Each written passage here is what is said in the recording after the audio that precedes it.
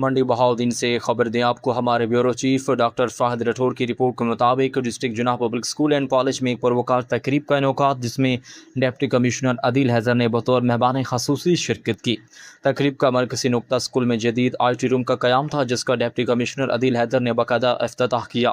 School principal کی جانب سے بریفنگ دیتے ہوئے بتایا گیا کہ 1.5 ملین روپے کی لاگت سے تیار کردہ یہ جدید آئی ٹی لیب طلباء کو جدید تعلیمی سہولیات سے آراستہ کرے گی۔ اس موقع پر ڈپٹی کمشنر عدیل حیدر نے بورڈ آف گورنرز کے تعاون کو سراہتے ہوئے کہا کہ تعلیمی اداروں میں انفارمیشن ٹیکنالوجی کا فروغ وقت کی اہم ضرورت ہے اور ضلع انتظامیہ طلباء کو پرسکون اور جدید ماحول فراہم کرنے کے لیے پرعزم ہے۔